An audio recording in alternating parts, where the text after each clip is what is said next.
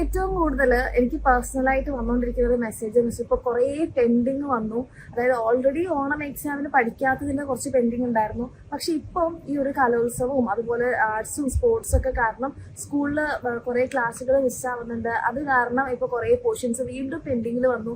ഇതിങ്ങനെ പോവുകയാണെന്നുണ്ടെങ്കിൽ ക്രിസ്മസ് എക്സാമിന് നമ്മുടെ ഓണ പരീക്ഷയിൽ സംഭവിച്ചതുപോലെ മാർക്സ് കുറയോ അല്ലെങ്കിൽ നല്ല മാർക്സ് കിട്ടാതെ ആവോ, അങ്ങനെ ലാസ്റ്റ് മിനിറ്റിൽ പഠിച്ചു കഴിഞ്ഞാൽ ഓർമ്മ കിട്ടാതാവോ, അങ്ങനെ കുറേ കൺസേൺസ് ആണ് ഇപ്പോൾ ഏറ്റവും കൂടുതൽ എൻ്റെ കുട്ടികളെ പ്രശ്നത്തിലാക്കുന്നതെന്നുണ്ടെങ്കിൽ നിങ്ങൾക്ക് വേണ്ടിയിട്ടുള്ളൊരു കാര്യമാണ് മിസ് പറയാൻ വേണ്ടി പോകുന്നത്.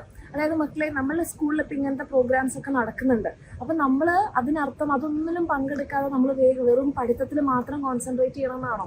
അല്ല. നമ്മൾ ഒരു കംപ്ലീറ്റ് ആവണമെന്നുണ്ടെങ്കിൽ, അതായത് നമ്മുടെ സ്കൂൾ ലൈഫ് നമുക്ക് എൻജോയ് ചെയ്ത് നല്ലപോലെ പോകാൻ പറ്റണമെന്നുണ്ടെങ്കിൽ നമ്മൾ എല്ലാ തരത്തിലുള്ള കാര്യങ്ങളിലും പാർട്ടിസിപ്പേറ്റ് ചെയ്യണം, അല്ലേ?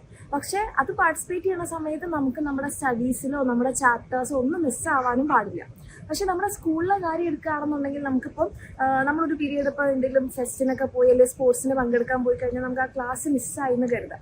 അപ്പോൾ ആ സമയത്ത് നമുക്ക് സ്കൂളിൽ നടന്നിട്ടുള്ള ആ ഒരു പീരീഡിലെ ക്ലാസ് നമുക്ക് വീണ്ടും കാണാനുള്ളൊരു ചാൻസ് ഇല്ല.